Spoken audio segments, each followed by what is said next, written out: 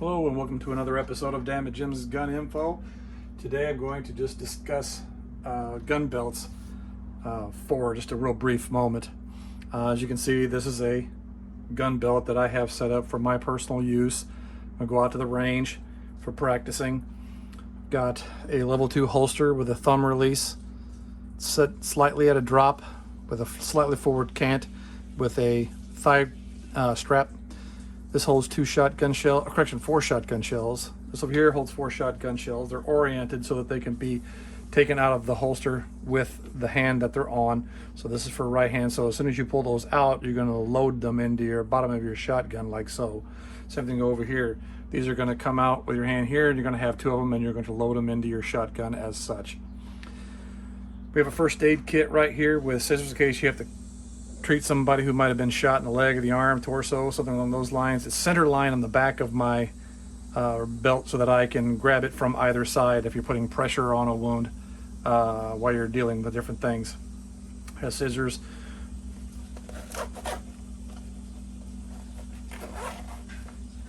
When you open it up, it's got a tourniquet.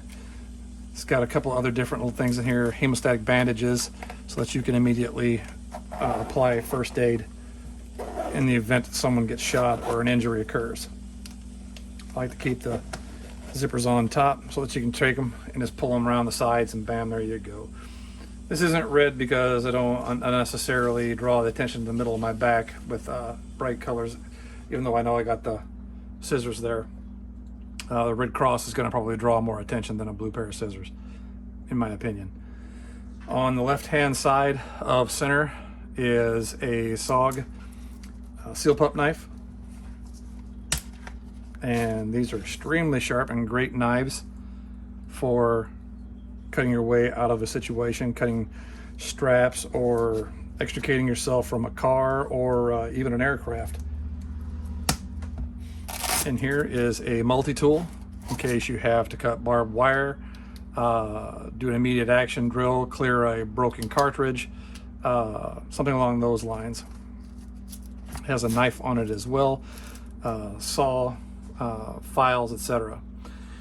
Here we have a double taco side by side with 2 rifle mags and 2 pistol mags. Now the reason these are loaded the way they are is for a right-handed shooter. If you have your magazines set up as such and you draw your firearm,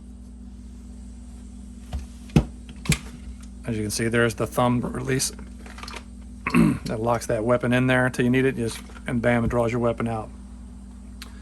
So in the event that you are shooting bang bang bang and your firearm runs out of ammunition, you should be able to see with a quick roll that the firearm is empty, and see by the orientation of the slide being out of battery this far back should indicate to you that your firearm is empty. Quick roll, you can actually check real fast by looking inside, and there see that there's no ammunition there, so you can push the magazine or ejection button and that will eject the magazine.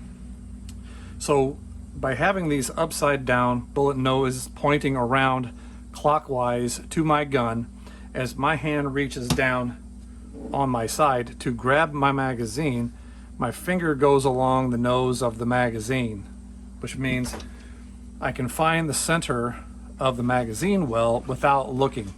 So if I have the magazine, I can immediately load it right into the gun. Okay, once the magazine is loaded directly into the gun, it's a slight tap on the bottom to make sure it seats properly. Then you would end up reaching up and then do a power stroke, and it allows your slide to go forward on a live round. That way you can continue to engage your targets. Okay, as you can see, my finger stayed way out of the trigger, thumb stayed over here, keeping it away from the slide stop, which would cause problems.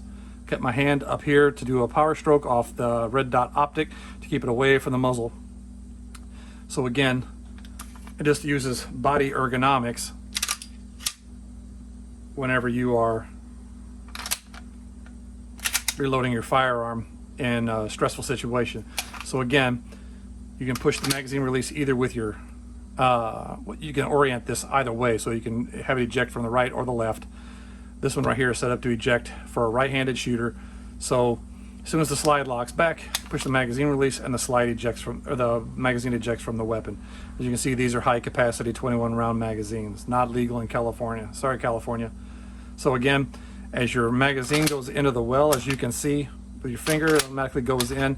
It's real easy for you to feed that magazine into the gun if you think the body ergonomics. So again, it comes out of the magazine well, upside down, and immediately goes right into the gun. That fast.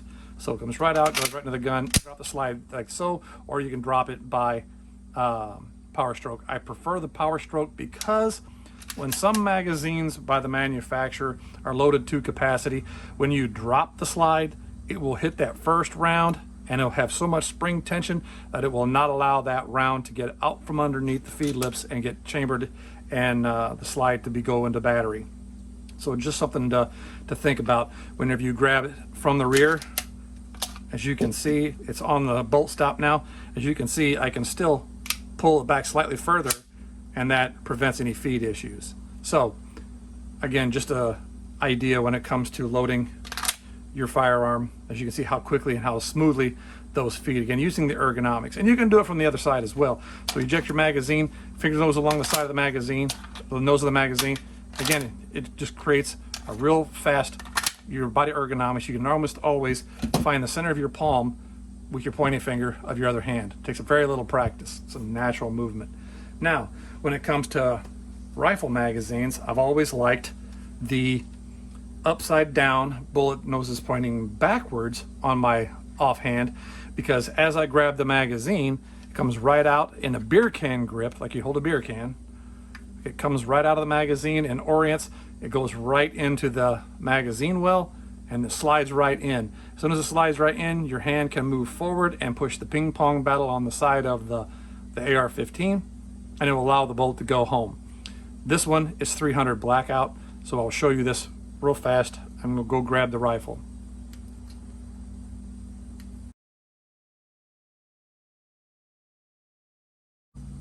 All right, as you can see, we have a AR-15 right here. And as I said, whenever you beer can grab the magazine up out of your magazine pouch, it's on the left-hand side, or for the weak hand, it immediately goes up, goes right in, slap to make sure it's seated, and then you are ready to rock with your loaded weapon. As you can see, these are dummy rounds, so that you understand high visibility follower. So as soon as you end up shooting, you hear that specific sound, you know that that firearm is empty. Oftentimes what you'll do with an empty firearm is you'll hear that distinctive clunk, and if you're on your firearm, you can roll your firearm instantly and see there is nothing in the chamber, which is why I like the high visibility followers. It's 4-way anti-tilt. I can also see inside the chamber. Just by bang, bang, bang, you roll your gun, I can immediately see it's an empty magazine, it's an empty chamber. So then I push the magazine release and grab another magazine. Okay? And so now, back to focusing on the holster that I like. It's a very light holster, but the way it's set up is it puts the weapon slightly off to your side, slightly at a drop, and you can adjust the cant or the angle of the gun. This one is great for me because as my hand comes back and I grab, as soon as I grab the weapon, my finger is along where the trigger would end up being. I'm not a real big fan of the Serpa holsters because people have a tendency to push that button, and as they start to draw the firearm, the gun trigger in a stressful situation gets put in the trigger guard and can accidentally discharge your firearm. Not that they're not very good holsters, they're quite good holsters. It's just that I prefer to not have them. I don't want to worry about that in a stress situation.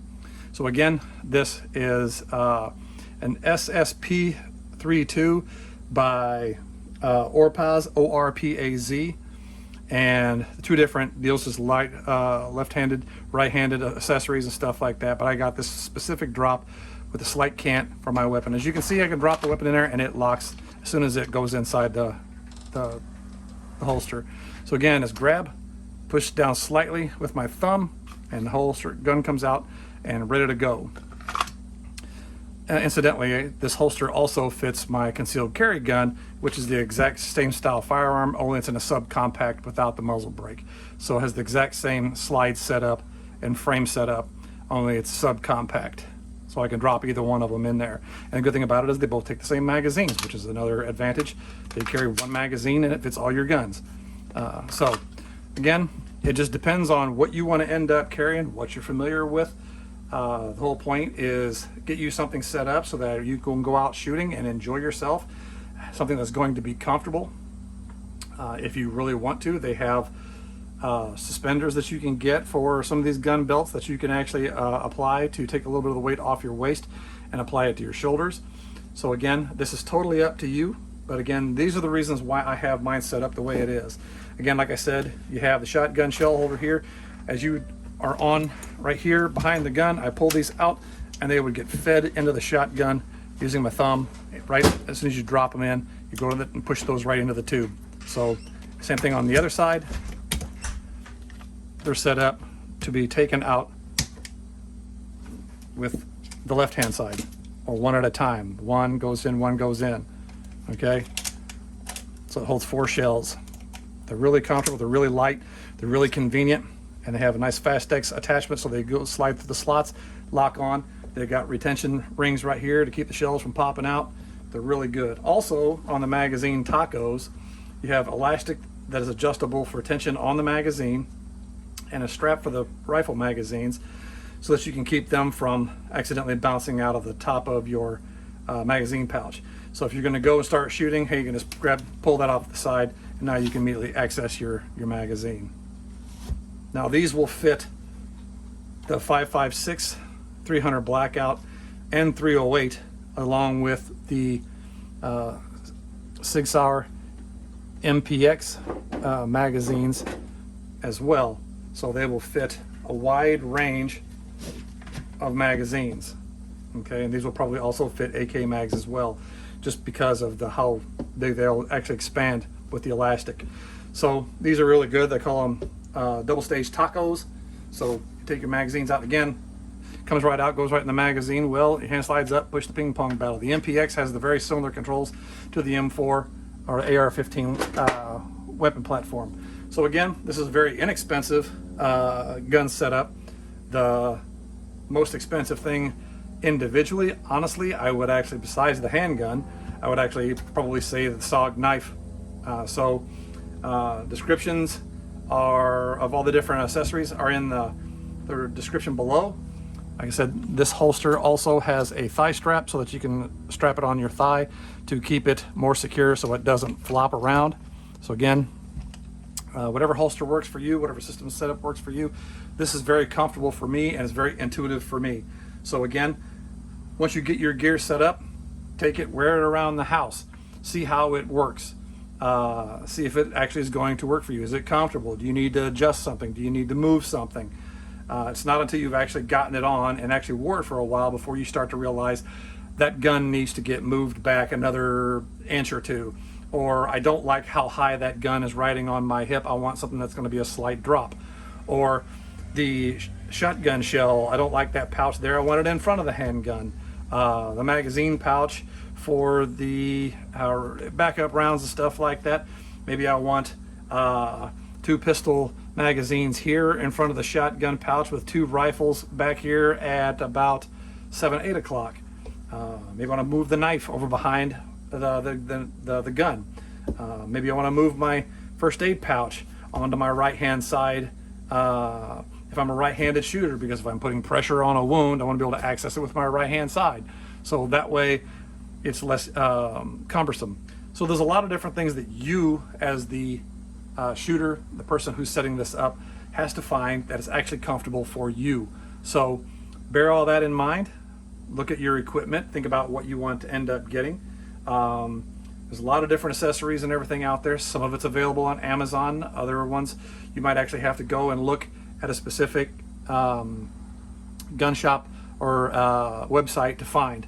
So my recommendations is get out, look, put your stuff together, get out, do some shooting, find out what works for you, and don't forget to hit the subscribe button down there and leave any questions in the comment section below. Thank you very much for watching Dammit Jim's Gun Info.